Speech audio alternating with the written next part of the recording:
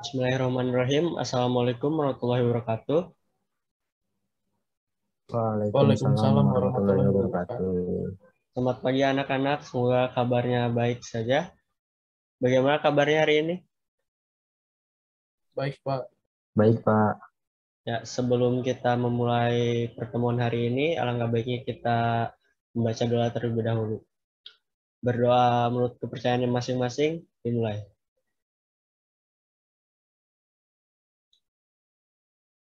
Berdoa selesai. Seperti yang kita ketahui, pertemuan sebelumnya kita sudah menjelaskan tentang budidaya tanaman. Selanjutnya kita akan menjelaskan tentang budidaya ikan hias. Apakah di sini sudah ada yang pernah memelihara atau membudidayakan ikan? Saya pernah memelihara ikan, Pak. Nah, ikan apa, Tak? Saya memelihara ikan cupang dulu, Pak. Kebetulan sekali kita akan membahas tentang budidaya ikan hias. Sekarang kita searching ya, mulai.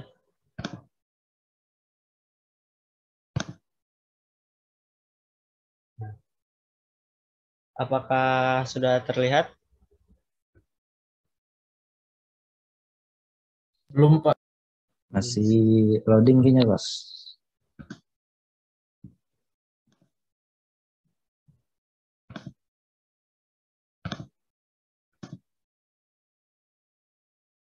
Sudah terlihat?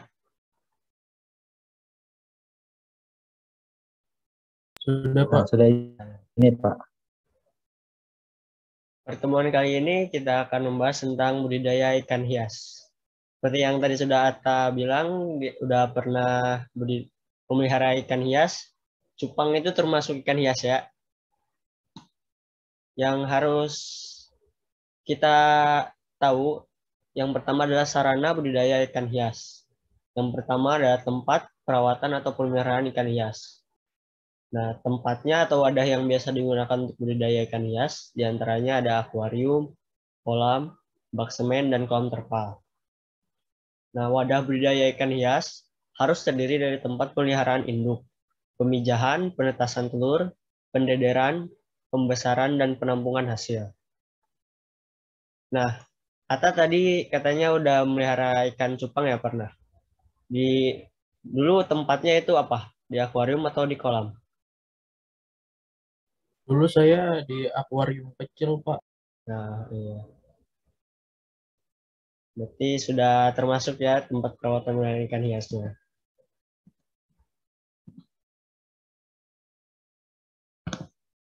Selanjutnya yang kedua ada lingkungan abiotik.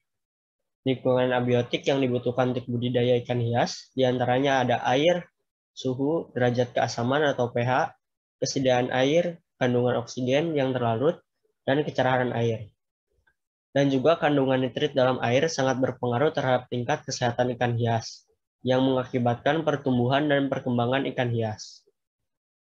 Nah, jadi si nitrit ini cukup berpengaruh penting terhadap kesehatan ikan hias, jadi harus diperhatikan juga tentang nitrit dan juga seperti yang di atasnya yaitu air suhu, derajat keasaman, kesediaan air juga harus diperhatikan dengan penting.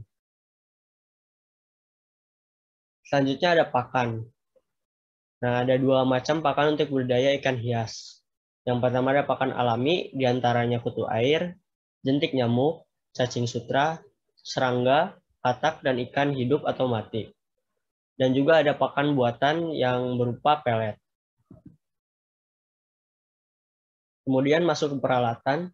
Peralatan yang digunakan diantaranya ada selang, seser atau serokan, ember, dan mangkuk. Nah, sebelum disimpan, peralatan tersebut harus direndam atau dicuci dalam larutan PK atau larutan kaporit untuk membersihkan dengan seksama. Selanjutnya ada bibit. Nah, perbedaan ciri-ciri induk jantan dan induk betina. Induk jantan tuh mempunyai gonopodium, sedangkan yang induk betina tidak mempunyai gonopodium. Yang jantan tubuhnya ramping dan sedangkan yang induk betina tubuhnya lebih gemuk. Untuk jantan warna sisik lebih cerah dan untuk betina warna sisik kurang cerah. Sirip punggung lebih panjang di induk jantan dan sirip punggung kurang panjang di induk betina. Dan di induk jantan kepalanya besar dan untuk induk betina kepalanya agak meruncing. Nah, kita masuk ke teknik dan penerapan budidaya ikan hias. Nah, sebagai contoh, ini ada ikan cupang atau beta splenders. Yang pertama media budidaya. Dan jenis media dan peralatan yang digunakan untuk budidaya ikan cupang. Yang pertama, jenis medianya media pemijahan. Untuk peralatannya yaitu ember plastik, baskom, dan toples. Dan media pembesarannya dan peralatannya yaitu bak atau kolam semen, plastik atau terpal, dan akuarium. Dan masuk media pemasaran atau penjualan yang digunakan yaitu bisa botol atau bisa juga di plastik kecil.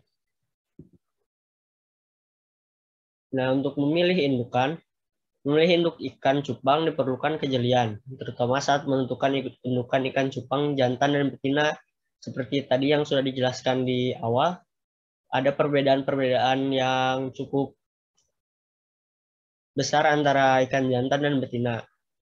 Dan jenis kelamin ikan cupang dapat dibedakan dari sirip dan warna badan. Kemudian masuk ke perbedaan jenis media dan peralatan budidaya ikan cupang. Yang pertama sirip. Memiliki jari-jari sirip anal, punggung, dan ekor yang tumbuh sempurna lebih panjang dibandingkan selaput yang menutupinya. Tidak memiliki penonjolan dari jari-jari siripnya. Warna badannya memiliki lebih banyak bintik-bintik hitam di punggung. Dan yang betina itu memiliki sedikit bintik-bintik hitam di punggung. Ini contoh antara ikan cupang dan jantan. Bisa dilihat ya. Di ikan jantan kepalanya tadi dijelaskan lebih bulat dan juga si siripnya lebih besar. Dan untuk ikan cupang betina siripnya itu lebih kecil dan juga kepalanya itu sedikit meruncing. Masuk ke proses pemijahan. Yang pertama, siapkan wadah yang bersih dan kering. Kemudian isi dengan air setinggi 15 cm. Lalu masukkan induk jantan. Lalu induk betina dimasukkan ke wadah berisi induk jantan. Kemudian beri makan induk ikan cupang secukupnya dan induk betina diangkat untuk dipindahkan ke tempat lain. Yang selanjutnya pembesaran. Jenis makanan yang diberikan berdasarkan usia ikan cupang. Untuk usia ikan cupang 7-10 hari, jenis makannya adalah kuning telur ayam yang telah dimasak dan dihancurkan, kutu air yang disaring sehari sekali. Untuk usia yang 2 minggu, bisa dengan kutu air hidup dan diberi 2 kali sehari. Dan untuk 3 bulan, bisa dengan makannya jentik nyamuk halus. Kemudian pencegahan dari hama dan penyakit.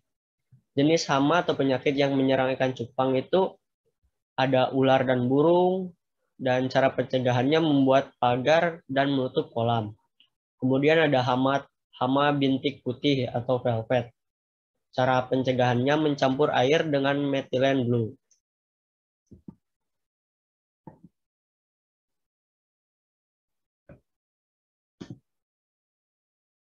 Nah, penjelasan untuk hari ini sudah cukup. Kita sudah membahas tentang budidaya ikan hias. Sebelumnya, apakah ada yang ingin ditanyakan?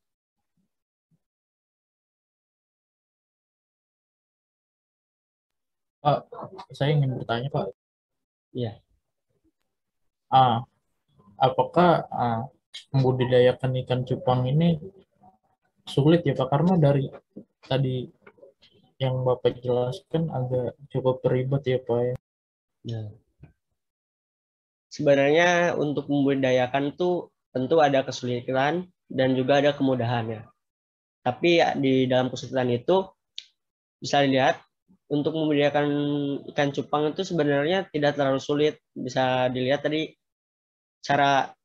intinya tadi cara-cara untuk membudidayakannya bisa dengan hanya memasukkan ikan cupang jantan terlebih dahulu, kemudian masukkan ikan betina, diberi pakan.